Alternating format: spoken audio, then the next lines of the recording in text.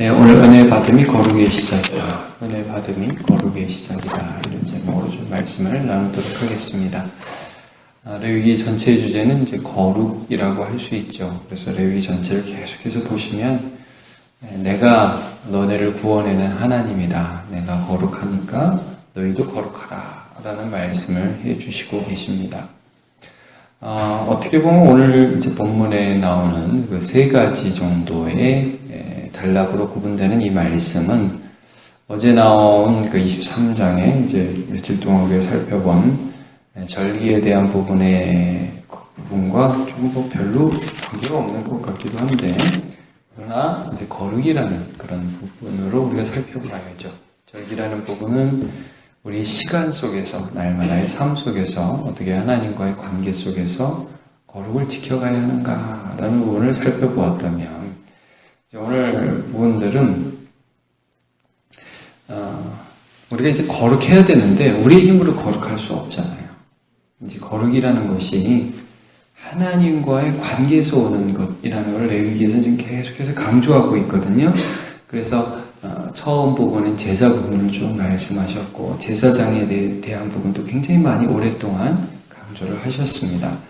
오늘도 어떻게 보면 그런 부분과 일맥상통한다고 할 수 있는데, 특별히 그 성소 안에 있는 두 기구만을 오늘 특별하게 좀 따로 떼어서 말씀하고 있습니다. 그것은 하나는 등잔대이고 하나는 진설병이라는 떡상에 있는 떡에 대한 말씀이 나와 있습니다. 그리고 이 두 부분에 대한 말씀 다음에 여호와의 이름을 모독한 한 아빠는 이집트 사람이고 엄마는 그 이스라엘 사람인 한 그 이스라엘 족속 가운데 사는, 맞아요, 혼혈이라고 할 수도 있겠죠. 그런 한 사람이 서로 싸우다가 지분에 못 이겨가지고, 자기 분에 못 이겨가지고 하나님을 모독하는 그런 사건 때문에 죽임을 당하는 그런 세 가지 단락의 사건들이 기록되어 있습니다. 좀 이렇게 이 앞에 두 성소에 있는 이 등잔대와 그 다음에 이 진설병과 그 다음에 나오는 이 사건은 관계가 없는 것 같이 보이지만, 이런 면에서 좀 우리가 살펴봐야 합니다. 뭐냐면 이 하나님을 모독했다 하는 것들, 근본적으로 이 사람이 하나님과의 어떤 관계를 가지고 있느냐, 거룩을 나타낼 수 있느냐, 이런 부분들을 살펴보는 거예요. 등잔대와 진설병도 이게 뭘 예표하느냐 하면, 등잔대와 진설병은 근본적으로는 예수 그리스도를 예표합니다. 자, 여러분, 일단 등잔대라는 건 성소가 여러분 굉장히 어둡거든요. 근데 그 어두운 성소 가운데 빛을 항상 비추어야 돼요. 2절을 한번 보세요. 이스라엘 자손에게 명령하여 불을 켜기 위하여 감람을 째어낸 순결한 기름을 내게로 가져오게 하여. 자, 어떻게 등잔불을 켜야 되냐면 계속해서 등잔불을 켜야 됩니다. 그러니까 저 어두운 세상 가운데 빛으로 오신 예수 그리스도를 예표하죠. 그리고 또 동시에 어떤 예표가 되냐 하면 어두운 세상에 빛이신 예수님을 모시고 가서 세상의 빛으로 살아가야 할 성도를 의미한다고 볼 수 있습니다. 그래서 너희는 세상의 빛이라, 산에 있는 동네가 숨기지 못할 것이다. 예수님 말씀하셨죠. 그러니까 이 어두운 가운데 빛을 비추는 예수 그리스도, 그래서 예수 그리스도를 모신 교회가 이 등잔대에 대한 예표라고 볼 수 있죠. 그러니까 여러분, 빛을 받아서 빛으로 사는 게 거룩이죠. 예수님을 우리 어두운 죄악에 가득 찬 우리의 심령에 모셔서 그분이 말씀으로 우리의 심령을 날마다 비춰주시니까, 이게 죄구나, 이게 잘못이구나, 우리가 깨닫고 회개하고 또 그런 삶을 살아가는 거죠. 그냥 예수님 모시고 살아가는 거죠. 그럼 세상에 빛이 되고, 저 사람 뭐가 다른가 하고 세상은 의문을 품을 수밖에 없지요. 이제 이것들이 거룩이라는 것을 말씀해주고 계시는 것입니다. 자, 그리고 그 다음에 보시면 이제 진설병인데, 5절부터 이제 병은 떡병자를 써서 진설에 넣은 떡이라는 뜻인데요. 여기 이것도 여러분 보시면 좀 재밌는 것은, 우리가 이 성소 안에 떡을 진설해 놓을 때는 12덩이를 놓게 되어 있어요. 여러분 6절을 보시면 요압 순결한 상 위에 2줄로 한 줄에 6씩 진설을 한다. 이게 12덩이. 그러니까 이게 한편으로는 우리의 양식이 되신 예수 그리스도를 의미하는 거죠. 그래서 야, 나는 내 몸을 너희를 위해서 준다. 내 살을 먹고 내 피를 마시지 않는 자는 나하고 상관이 없다. 예수님께서 이런 말씀을 해주시잖아요. 그러니까 예수님을 먹고 마셔야 한다. 그러니까 진설병, 순결하신 예수님을 먹고 마시는 거죠. 근데 또 한편으로는 이런 의미도 있어요. 이 열둘이잖아요. 열둘은 항상 이스라엘 12지파를 의미하잖아요. 이 예수 안에서 하나님의 백성이 되어서 하나님의 보살핌을 받고 하나님의 눈이 늘 그를 보고 있는 것입니다. 진설해 놓았잖아요. 이렇게 떡을 딱 놔둔 늘 하나님이 보시고 계시는 거예요. 그러한 하나님의 거룩한 백성, 하나님이 받아주신 그 거룩한 백성을 또한 의미하기도 합니다. 자, 그래서 중복적인 의미가 있다고 그랬죠. 예수님에 대한 의미, 또 예수를 믿는 그 교회, 바로 우리를 의미한다고 할 수 있습니다. 오늘 본문에 보면 이렇게 이 등잔대를 켜놓는데 하나님과의 관계잖아요. 그러니까 이거를 어떻게 관리하라고 말씀을 하고 있느냐 하면, 자, 여러분 2절부터 쭉, 좀 전에도 2절을 읽긴 했지만 좀 보시면요, 순결한 기름을 가져오라 라고 말씀을 합니다. 그리고 3절을 보면 저녁부터 아침까지 아론은요, 여러분 저녁부터 아침까지 아론은 잠을 자야 되잖아요. 근데 제사장은 항상 등잔불을 정리해 두어야 합니다. 불이 꺼지지 않도록. 여러분 우리가 기름이라는 게 계속 타다 보면 기름이 당연히 없어지잖아요. 그럼 다시 부어야 하는 것이죠. 그래서 항상 등잔불을 정리해서 불이 환하게 타도록, 그래서 주님의 빛이 우리 안에 들어오고 또 그 빛을 세상에 비추어주고 하는 그런 것들을 지속하라는 말씀이죠. 4절 같이 읽어볼까요? 시작. 그는 여호와 앞에서 순결한 등잔대 위에 등잔들을 항상 정리할지니라. 말하자면 주님의 빛이 우리 안에 들어오고 우리가 그 빛을 나타내는 그 통로가 되는 등잔불들을 항상 정리하라는 것이죠. 우리가 이 하나님의 은혜를 오늘도 이제 받고 있잖아요. 이 은혜의 통로들을 항상 귀중하게 여기고, 이게 아무것도 아닌 것 같고 별거 아닌 것 같지만 항상 그 통로들을 잘 정리해 두어서 주님의 은혜의 빛이 우리 안으로 흘러 들어오게 하는 것, 그게 여러분 거룩의 시작입니다. 거룩하게 살아야지 해서 되는 게 아니라, 거룩하신 예수님을 모시면 거룩이 나타나기 시작하는 거죠. 여러분 진설병도 한번 보시면요, 일단 5절에 보면 고운 가루를 가져다가, 대충 떡국을 게 아니고 고운 가루를 가져다가 12덩이를 구우라고 하고요. 그 다음에 상도 순결한 상, 이게 금상입니다. 금상. 그 위에다가 떡을 진설하고요. 그 다음에 떡을 이렇게 6개 쌓아놓은 그 위에다가는 정결한 유향을 두어서 여호와께 제사를 삼으라고 해요. 화제, 불로 드리는 제사와 같은 그런 제사라는 거죠. 그러니까 너희는 이 세대를 본받지만 그러므로 내가 모든 하나님의 자비하심으로 너희를 권하노니 너희 자신을 하나님이 기뻐하시는 거룩한 산 제사로 제물로 드리라 그러죠. 우리를 드리라고 말씀하죠.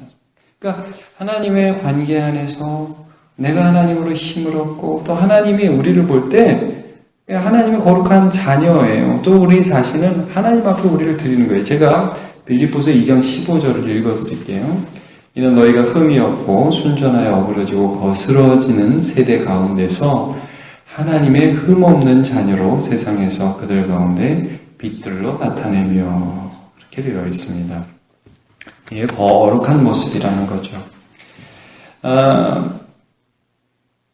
이제 10절부터 나타나는 한 사건은 10절, 12절 우리가 보면, 아버지는 애굽 사람, 어머니는 이스라엘인 한 사람이 진영 중에서 싸움이 붙었어요. 우리도 이렇게 동네 지나다 보면 막 둘이 싸우는 경우 있잖아요. 뭐 교통 법규 때문에 싸우기도 하고 맞은 아저씨 막 싸우고 그런 일이 있는데, 이 사람도 싸우는데 갑자기 싸우다가 여러분 자기 분에 못 이겨서 그랬는지, 왜 그랬는지, 혹은 뭐 이스라엘 사람에 대한 불만이 있었는지, 이렇게 그 11절에 보면 여호와의 이름을 모독하며 저주했다라고 말씀을 합니다.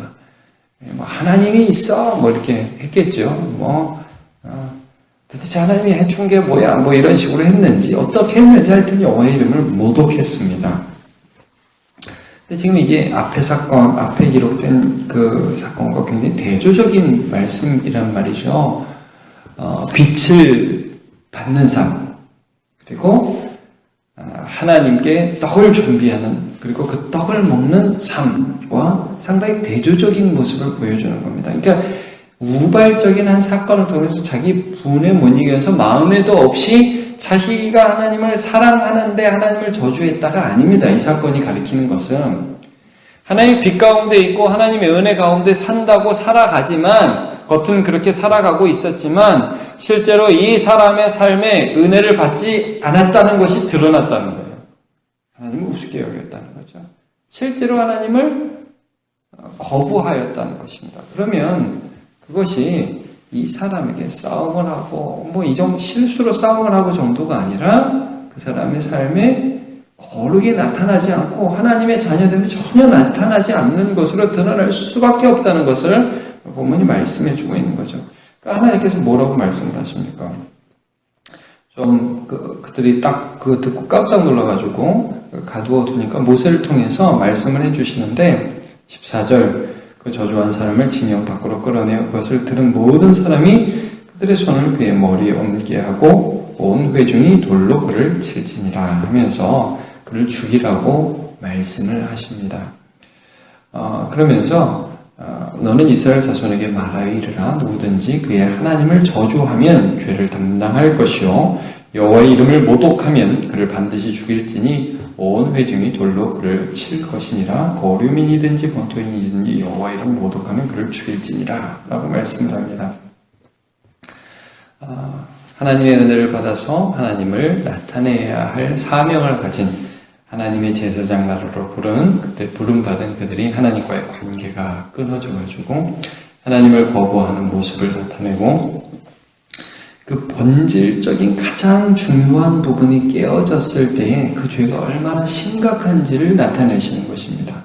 그래서 여러분, 그 다음에도 이렇게 보면 그 죄에 대한 처벌이 쭉 나오잖아요. 17절부터. 근데 어떻게 보면 사람을 쳐 죽인 자는 반드시 죽일 것이요, 이 이해가 가잖아요. 근데 여호와를 모독한 것에 대해서 죽이라, 이해가 안 갈 수 있잖아요. 이게 너무 심한 거 아니에요? 말 한 번 잘못했다고? 근데 여러분, 그게 죄의 본질이라는 것입니다. 예. 하나님으로부터 오는 은혜들을 받지 않으면 이것들이 이 여러 가지 죄악으로 나타날 수밖에 없는 것이죠. 짐승 쳐 죽인 자는 18절, 짐승으로 그러니까 이것도 이건데 왜 여호와를 모독하면 죽여야 되지? 여러분, 이게 근본적이라는 것이에요. 그 다음 쭉 보시면 하여튼 이에는 이, 눈에는 눈, 20절에 이렇게 나오죠. 이런 것들로 죄에 대한 처벌을 거기에 대해서 해야 된다. 그러나 여호와의 이름을 모독한 자는 반드시 죽여야 된다라고 말씀을 합니다. 우리가 또 이 구절을 또 받아가지고 여호와의 이름을 모독하는 우리 자녀를 또 오늘 막 죽일 수는 없잖아요. 이제 그렇게 적용하는 것은 아닙니다. 여기서는 그 죄의 본질이 무엇인지를 드러내주고 계시는 것이죠. 자, 쭉 이제 이 말씀을 보면서 22절에도 역시 레위기 계속해서 반복되는 이 말씀이 나타나고 있습니다. 자, 22절을 한번 같이 읽어볼까요? 시작. 거류민에게든지 본토인에게든지 그 법을 동일하게 할 것은 나는 너희의 하나님 여호와임이니라. 아멘. 네, 이거죠, 이거. 자, 우리가 오늘도 거룩에 대해서 묵상합니다. 여러분, 우리가 거룩해야 합니다. 그러나 그 거룩은 반드시 하나님과의 관계에서 오는 것이고요. 예수 그리스도를 모신 자에게서 하나님이 나타내 보이시는 것입니다. 제가 사도행전 2장 말씀을 읽고 오늘 말씀 마무리합니다. 사도행전 2장 42절에 그들이 예수 그리스도를 영접했을 때 이런 일이 있었습니다. 그들이 사도의 가르침을 받아 서로 교제하고 떡을 떼며 오로지 기도하기를 힘쓰니라. 뭡니까? 하나님과 교제하고요. 떡을 떼면서 기도하고 가르침을 받고 말씀으로 충만해지고 그 다음에 서로 교제하는 그 모습들. 여러분, 이게 거룩입니다. 46절부터 볼게요. 날마다 마음을 같이하여 성전에 모이기를 힘쓰고 집에서 떡을 떼며 기쁨과 순전한 마음으로 음식을 먹고 하나님을 찬미하며 또 온 백성에게 칭송을 받으니 주께서 구원받는 사람을 날마다 더하게 하시니라. 아멘. 오늘 하루를 시작하면서 우리의 마음에 찾아드는 예수 그리스도의 빛을 마음껏 받으시기를 축복합니다. 우리의 영혼을 풍족하게 해주시는 예수 그리스도의 은혜를 심령에 충분히 누리시기를 바랍니다. 삶의 순간순간마다 그 예수 그리스도를 드러내시는 거룩한 삶을 사시기를 축복합니다. 기도하겠습니다. 하나님, 감사합니다. 오늘 우리가 함께 말씀을 나누면서 우리가 만일 하나님과의 관계에서 정결하게 나를 신부로 들여서 주님의 빛을 내 마음에 받고 주님의 정결함을 내 삶 속에 허락하고 그렇게 해서 내가 예수로 풍요로워질 때에 도저히 나의 삶이 이룰 수 없는 거룩도를 하나님이 이루시는 것을 확인했습니다.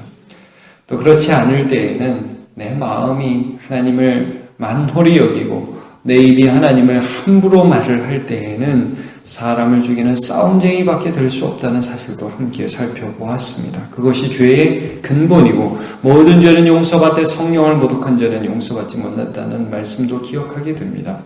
하나님 아버지, 오늘도 우리가 살아갈 때에 우리의 가슴 속에 다른 빛이 아니라 예수 그리스도의 빛을 비추어 주시옵소서. 하나님, 다른 양식이 아니라 생명의 양식인 예수 그리스도라는 떡으로 우리를 배불리 먹여 주옵소서. 은혜 받음으로 거룩이 시작되고 은혜 받음으로 거룩이 이루어지게 하여 주옵소서. 예수님의 이름으로 기도합니다. 아멘.